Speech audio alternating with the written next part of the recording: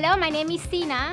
I am a food lover. Welcome to the first episode of my show Food Wonders, where we will discover the origins and the meaning of food, as well as the symbolism that food has in many countries of the world.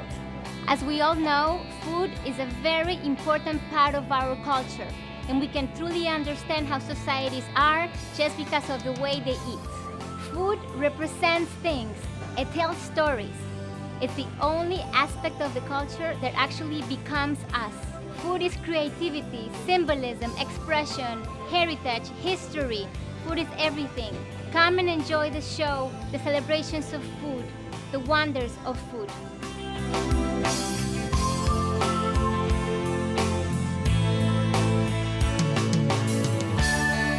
Every country, every culture has its own types of food, and they cook it according to the ingredients they have, the climate, and the customs and the heritage that they have. We would think that every country has very different foods, but actually, we all have a lot of similarities between us. Today, we will talk about a very simple and staple item we all know, and it exists in almost 100 versions in many countries of the world. The Italian ravioli, Chinese jiaozi, the Jewish kreplach, the Turkish manti, and the Polish pierogi. So come with me as we explore all those different and similar food items in our journey of wonders of food. The earliest mention of ravioli appears in the writings of Francesco Di Marco in the 14th century. Older than that were the Sicilian ravioli and the Malta's ragbul, which were stuffed with sheep ricotta locally produced. It was described to be filled with pork, eggs, cheese, parsley, and sugar. And during the Lent celebrations, without any meat, with herbs, cheese, and spices. Here we are with Joe, the owner of Ya Barone Brothers, and he prepared for us some beautiful raviolis. This is the first stop in our culinary wander around New York, searching for stuffed pasta similarities from different countries. So here we are with the typical and emblematic ravioli. Correct. Tell me a little bit about your raviolis, please. Well, our raviolis have really had a renaissance, I would say, probably in the last 10 years. I find with people cooking and working, they really don't have the time to prepare a meal, where this is a quick, easy meal. You put down some of your favorite sauce, ravioli, a salad, and now you can feed your family. And there's really been, like I say, a renaissance with this item, along with all the different fillings that people are using now, from gluten-free ravioli, lobster-filled, squid ink, crab, butternut squash. Basically, as you know, you can put anything in a ravioli.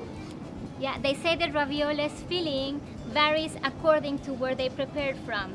Every region has its own simple ravioli preparation. I know I've been eating ravioli my whole life, but I really don't know too much about its origin. Can you tell me a little bit about it?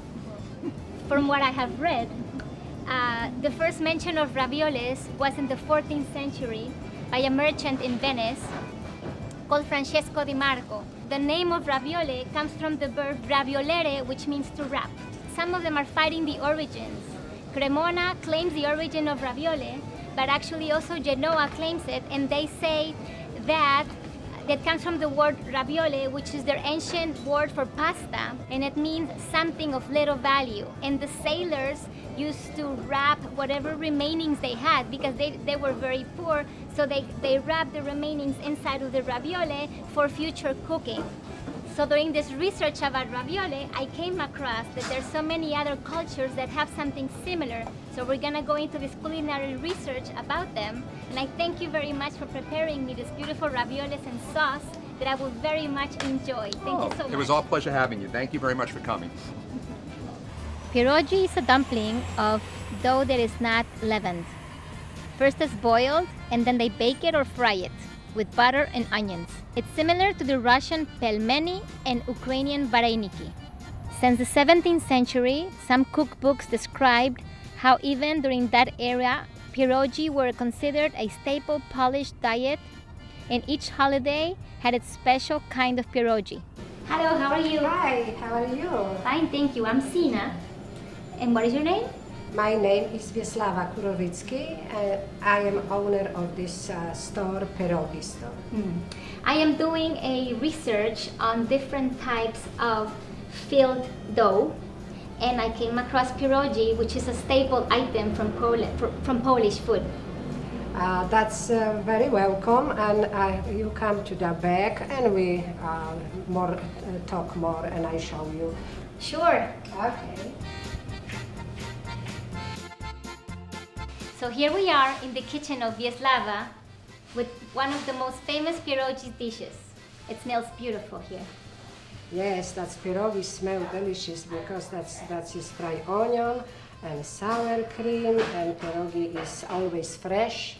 And when we for next day we freeze this pierogi, and people sometimes like better frozen pierogi because they travel with them, and they like to take with them to, even for California, for Florida, all over the United States. Tell me something. I see that the word pierogi means it comes from the root festival, so it's a very festive food. I would like to know what it means to you, the pierogi. All people like pierogi, everybody like pierogi, depend what is stuffing inside. Some people like just potato, onion, potato, cheese onion. Some people like with sauerkraut mushroom, and many people crazy about mushroom pierogi, blueberry pierogi, and spinach feta pierogi. Not many people knows blueberry pierogis because that's in America is blueberry. They don't know about pierogis with blueberry, and it's very popular right Can I now. try it? Yes, please try it. That is very very fresh, and with sour cream is delicious. It's delicious, yeah. And pierogis are very well known in the US. We know that the US is full of immigration and people from everywhere. And Polish immigration is very important in the US, mostly in the northeast states, and that's where pierogi is the most well known. So enjoy some pierogis, and always remember that it's a staple item from Polish cuisine. Thank you very much for coming to my store. I am so pleased. Thank you And very much for yes, allowing me to smell your store and to try your beautiful things, and to bring Thank a you, piece of thank Poland you. to me. Oh, beautiful. I love to be in the show, and thank you so much. And now my journey takes me to China. We're going to explore the chaozi, which is the equal to the Japanese gyoza. It's spread to Nepal, Japan, Eastern and Western Asia. It's basically made out of ground meat or vegetable filling, wrapped into a thinly rolled piece of dough. The difference between the chaozi and the wonton is that it has a thicker skin and is flatter. It's similar to ravioli. Chaozi is served with soy, vinegar, and chili. They can boil it, steam it, or pan fry it. Many families eat them at midnight on the Chinese New Year's. Some cooks will even hide a clean coin for the lucky to find. Hello, we are here with Veronica at Dim Sum Go Go, and we are in our trip exploring the different types of filled dough around the world. And we're gonna talk about... Okay, this is south part of China's jiaozi. In other words, you could call this dim sum. This one is the duck dumpling, inside with the filled duck and some wooden fungus, mushrooms, all mixed together. This one is all different kind of meat of jiaozi. This is a vegetarian jiaozi, so it's all varieties, all different varieties. And then what I wanted to say is this is the south part of China's dim sum, actually called dim sum, but you could call it jiaozi too. Okay. The wrapping is a little different because this one we have wheat flour and then rice flour, all different one wrapping. But jiaozi is only one kind. It's make out the rice wrapping. It's a little, thicker. It's a thicker. And yes. the root of the word, pardon my language, I cannot speak Chinese. It's but okay. the root means horn. How do you say the word horn in Chinese? Go. Exactly. Go. And that is the root of, because the shape of the The look from the Exactly. see, the Cantonese is a little different than the North part. Yes, North part they call jia go. Go. And also, it's interesting to know that it can be eaten at any time of the day. Any It can time. be breakfast or lunch or during the day, or as a side dish or as a full dish. Yes, but this one we do it like a brunch. It could be like early in the morning. A lot of people they just go like a hang around place. They will be finished like lunch and breakfast all together. But north part, because their weather is really cold, so they need those flour to to warm them up. Okay. Thank you very much, and I would like to try them. Can I try? Would you please? And I will get you some sauce too. You could start with this. This is the duck dumpling. Try it. The skin is very thin. It's a little different than a north part of China. I have some sauce for you to try too. Okay. It's delicious. This is dry shrimp, dry scallops with the chili. And this one is I dip it in? vinegar. Yes, this is vinegar and garlic. And this one is fresh ginger and scallions. You could put it all together. And this has no then chili. This one has no chili. A It little, does. a little bit. So this one Ours resembles, is very light. It's light spicy. It's not hot spicy. This one resembles the northern part of China sauce. Right. I used them very light, and this is the fresh ginger and scallions.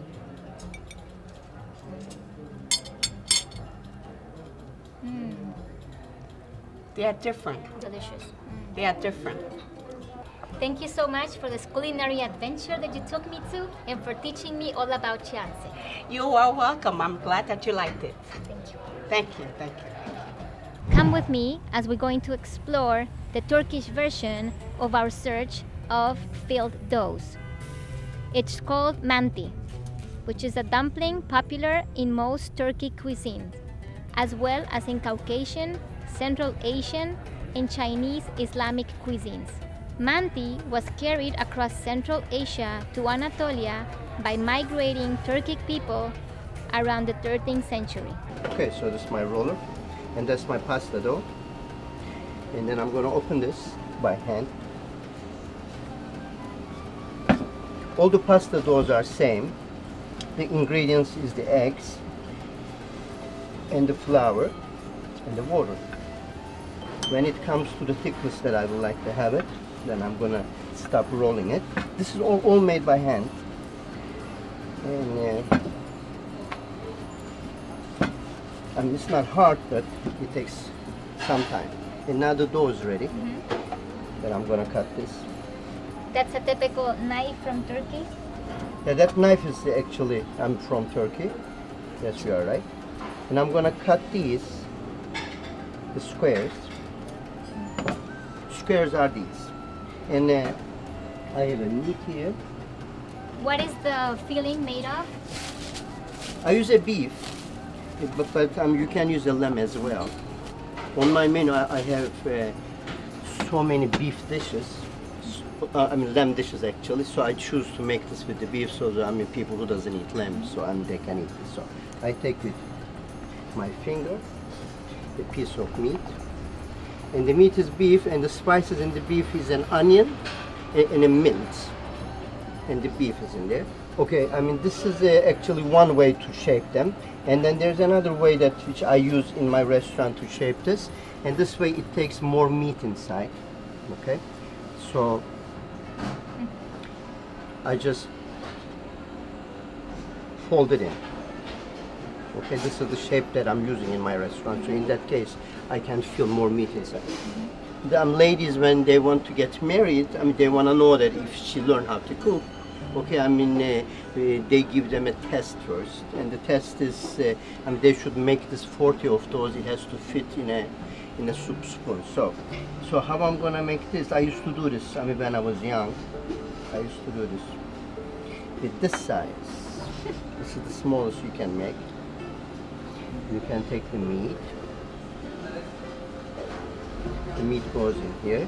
And they say that the mother-in-law would look at her making them, and that's how she would know if she was skillful enough to cook. To I mean, get married Yes, actually. to get married, yes. Okay, so I mean, this is the size that you can make, but I don't know how fun to eat this. It's not fun. Anyway, actually, size. If you make it this size, then you can feel what you are eating. But then, I mean, that's a show, and the ladies they do that. So in that case, the mother-in-law says that yes, this girl is okay. And then get how do you married. cook it? And now, we have actually two ways, and the regular way the people they like to eat them is boiling these. And then boiling these are the regular way, and also bake these. And I will make them both if you want, you can see them. So if you want, we can go to the kitchen and I can show you. Thank you. Make them, okay? I have my boiling water and I have my mante, and this is my main ingredients, which is yogurt.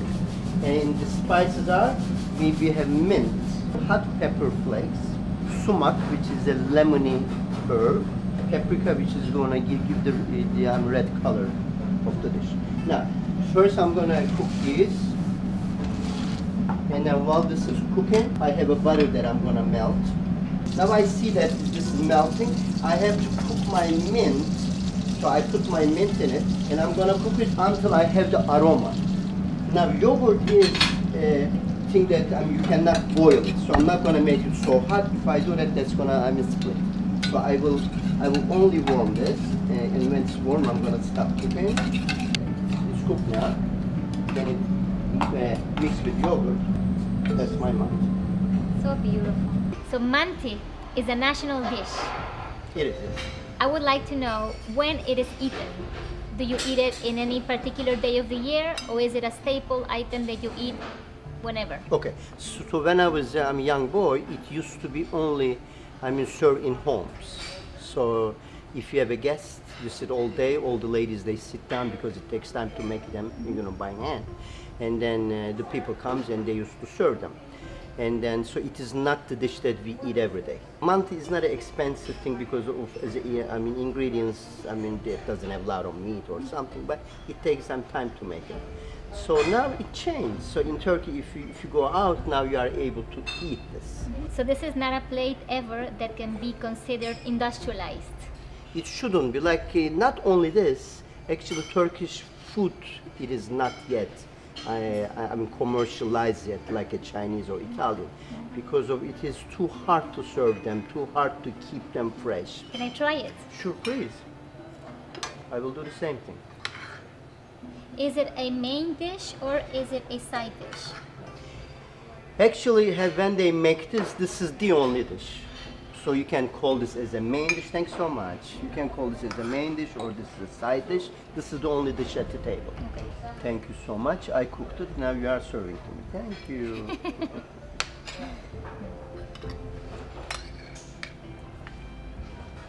It's delicious. Very fresh and simple. Thank you very It's much. a simple thing, sure, definitely. Thank you very much. Thank you so much for being for here. opening up the doors not only to your restaurant but to your country and your family and your soul. Thank Thanks you so very much. I much. really appreciate Because it. to Thank me, you. food is about going into people's soul and culture. So, thank you. Thank you so much that I'm showing my culture to the people. And now we're going to explore the Jewish version of a ravioli, which is called kreplach. They are small dumplings with ground meat, mashed potatoes, and are boiled or fried. Kreplach are eaten normally the night before Yom Kippur, which is one of the main Jewish holidays during the year. It has a very profound Kabbalistic reason for eating kreplach on that day. Yom Kippur is the day of fasting for the Jewish people, and that is when they ask for forgiveness for whatever they did during the year. While they eat it, they pray that God's attribute of kindness and mercy will be revealed in their knowledge and within their hearts. Here we are at Ben's Restaurant and Deli. It's a kosher restaurant. And your name is? David Segletti. And he just prepared us some kreplach, which are a staple Jewish Ashkenazi food from Eastern Europe. Would you explain to me a little bit about what this is? It's made from a dough which you roll out, knead it. It's made into like triangles. It's very popular eaten on Purim, Rosh Hashanah. before Yom Kippur and Sukkot. It's filled with a meat, a ground beef. It's very similar, like what you were saying, as far as many different areas of the world have it. Similar to, you can compare it to being a kosher wonton. It can be eaten in multiple ways. Boiled inside a bowl of chicken noodle soup, or fried as a fried kreplach appetizer with onions. Very tasty, very delicious, and very remembering of food from the other side of the Atlantic.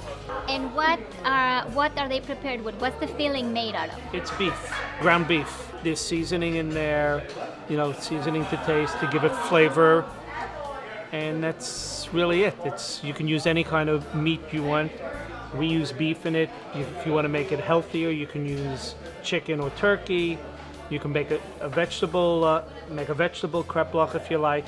All different varieties can be made. They say that kreplach they originated at the same time as the ravioli in Italy. And they say that they were created in the ghettos, the Jewish ghettos in Italy in the 14th century.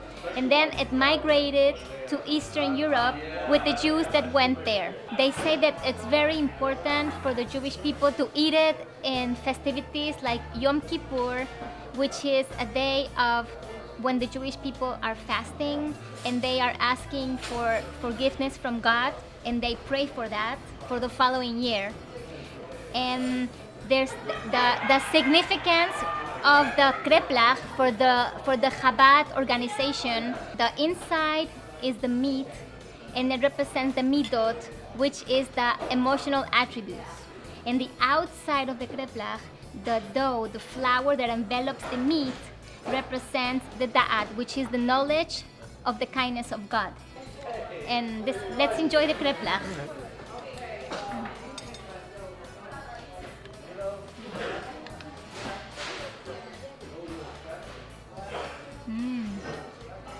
It's delicious.